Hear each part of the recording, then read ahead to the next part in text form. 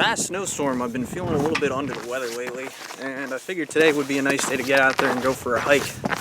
Not really sure where I'm going, but there's a trail up this mountain here, so I figure that's what I'm going to try and do. Thankfully, there's no one around for me to kind of look like I'm an idiot with a camera selfie stick here, but if anybody should find this video camera, I'm going on the Prayer Circle Trail. So send me some prayers. Yeah. Plowing is hard on the system. If you do it for a couple hours, it's not too bad, but once you're out there for 18-hour clips, 24-hour clips, and you're not getting the necessary sleep or the proper nutrition, it starts to really take a toll on your body. And then additionally, being inside and watching a ton of TV, you get cabin fever. And I don't know about the rest of y'all, but me especially, I get kind of disoriented when I watch too much TV or I'm on the computer for too long, so gotta remember to get out there and exercise. Alright, so this trail seems to just be a small little trail that goes along the inside part of the mountain, but where I want to go is up over there, so I think I'm gonna start breaking my own trail here.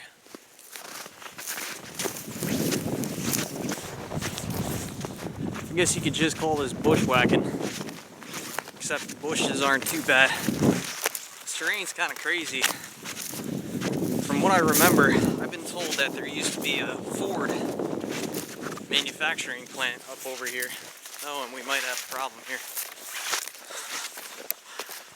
Wow. Yeah, there's a little bit of a drop off here.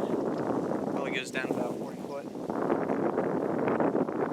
Pass over that way, so it's down that way, but this specific area, this little trail that I'm kind of walking around, there used to be a Ford plant in the area.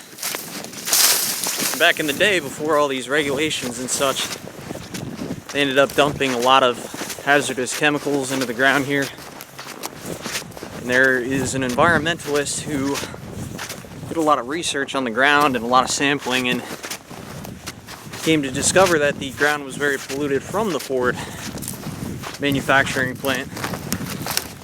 And so over the past 10 years, they've been rectifying the situation. That's why this is all cleared out. And I'm not sure if you can really see, but there's a bunch of little trees that have been planted here, so they've been doing a pretty good job of cleaning up the area. And this is kind of one of the higher points in my area. And a lot of this a lot of the water that falls, a lot of the rainfall comes off the mountains here. It goes into this stream, which I'm gonna be attempting to cross here in a minute. But yeah, so that runoff water goes into the stream. Actually a marker post right here. Yeah, whatever, but let's try this again. So that runoff that goes into the stream goes throughout the county. This is all drinking water. You can actually see frozen riverbed. But yeah, I mean, you have this polluted area going into all the drinking water. It's not a good mix. God knows how many years people have been drinking poisoned water from all this crap that they dumped here. So, yeah, that's the story behind this area. I don't do this enough. This is fun. I've always wanted to climb up over these mountains in the middle of the night one night. You know, just start heading up the mountain at like 8 p.m. and just see if I could survive by myself. Like that show Survivor Man, but that is pretty dangerous. You know, if you get trapped up there, or screwed up there, or get hurt, man, you're in a heap of trouble. This rescue is going to be a ways away. It's too thick for them to land a chopper up here, so they're going to have to get to you on foot.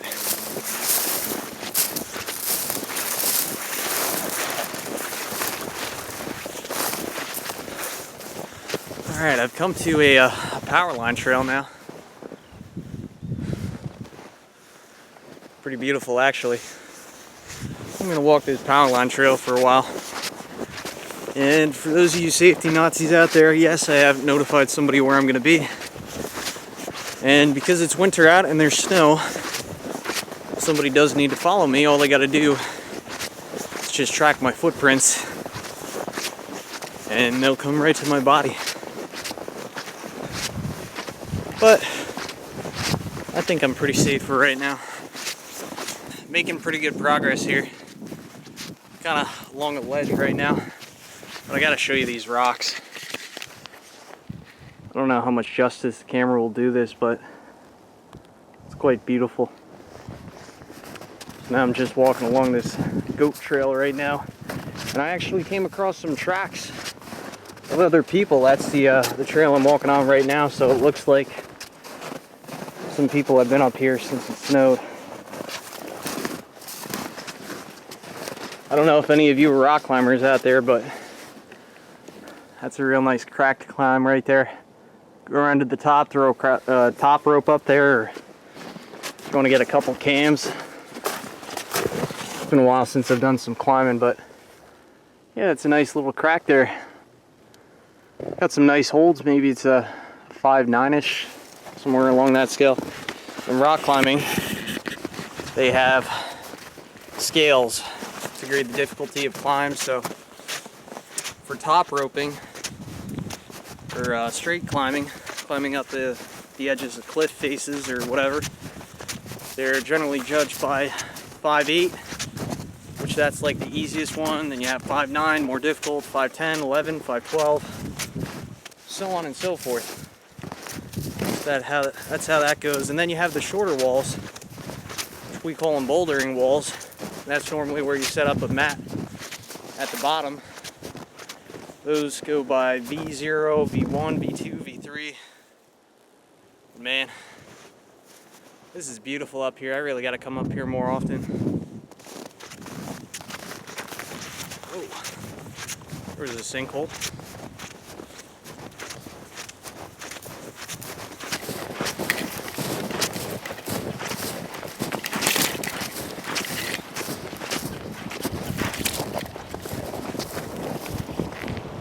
Alright, the hike is going well so far. Now I'm going to start getting into something a little bit more difficult. I'm going to try and ascend this bit of a scramble here. So yeah, let's give this a try. Certainly going to take my time here. It's very steep, very slippery, very difficult to film, and to try and climb this at the same time.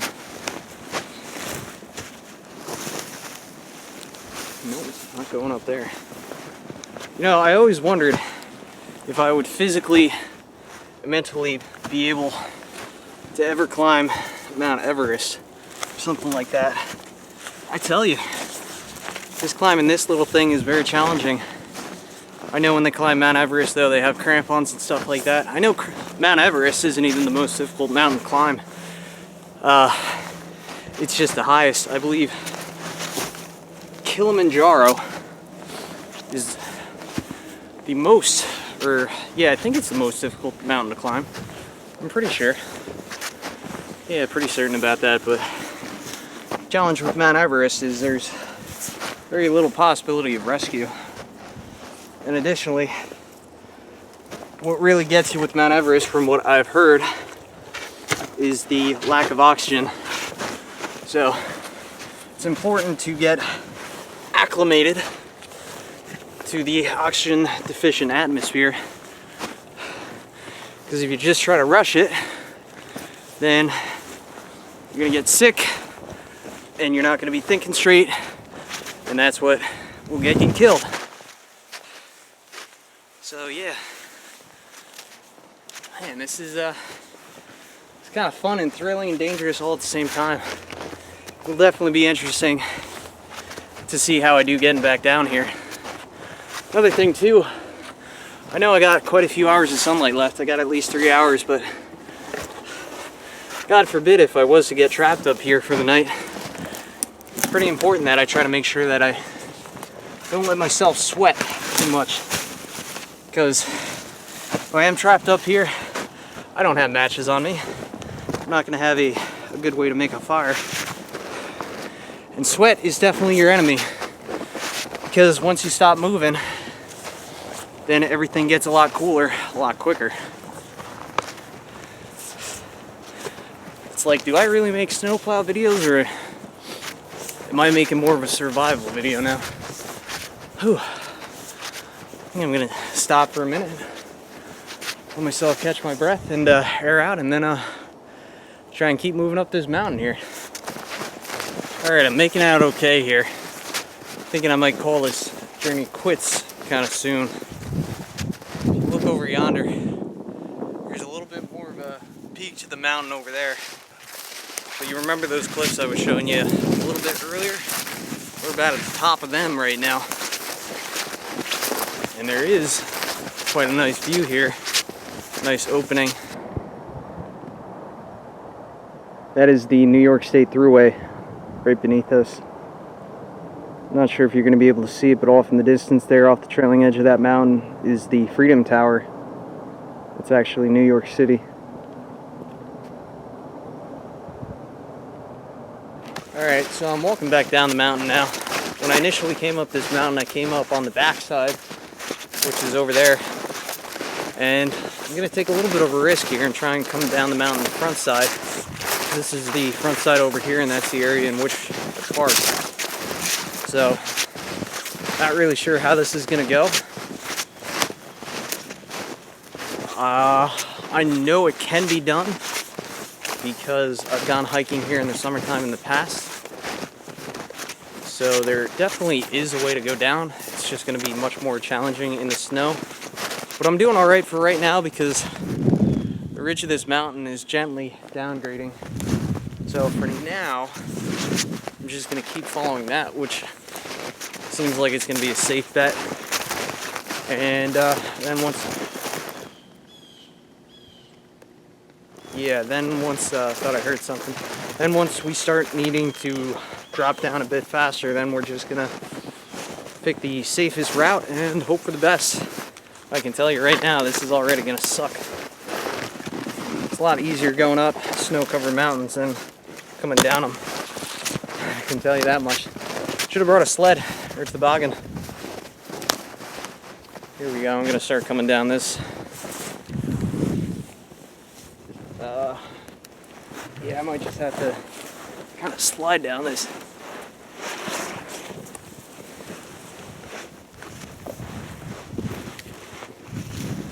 Alright, not too bad so far.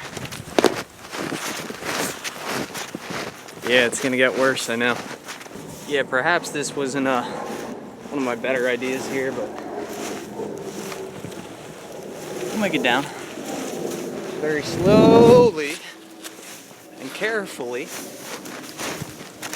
What I'm really worried about is I'm gonna step on a patch of ice and then just go for a ride.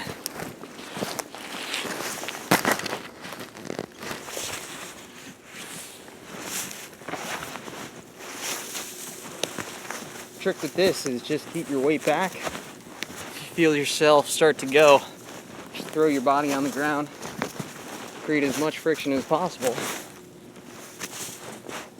and yeah, try and slow yourself down. Yeah, this definitely wasn't the best idea, but we're here now. Oh no, did you hear that black crow? That's not a good sign either. Alright, we're gonna make it. Alright, well, I got some good news and some bad news. I'm really close to where I started. I don't know if you can see them tracks. You probably can. Right along that transmission line tower. That's where I initially came up around to the backside of the mountain. So I'm about almost to where I started. I just got this one last tricky traverse to go. And judging by the looks of things here, it looks like somebody has been down this before, judging from all the sliding marks here. So as long as I can get down this, I'm pretty well free.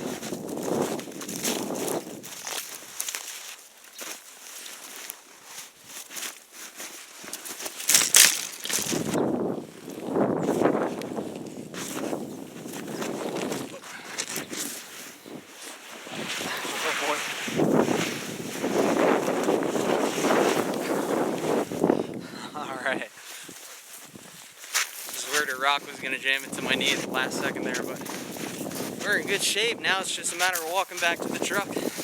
I definitely think this is one of the cooler things I've seen on this adventure today. First off, we're in the riverbed right now. I think it's really cool the way this ice just kind of froze up. Or kind of froze up and dropped down 6 inches and froze up again.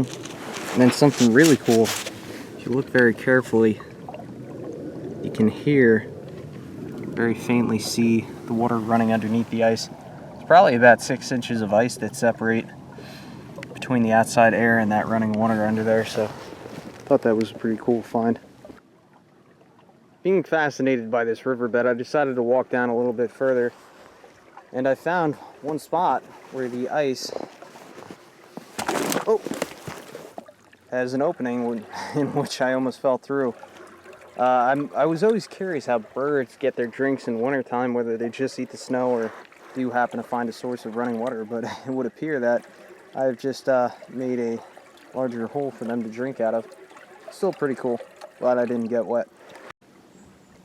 Something else that caught my attention here was all this bit of dust that's fallen on the snow in these cracks of the riverbed here.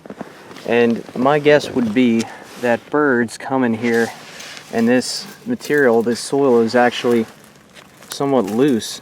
So I'd imagine the birds just kind of come in here and pick through here and look for dead bugs or worms or things that they can consume to survive. So very dry. Pretty interesting though.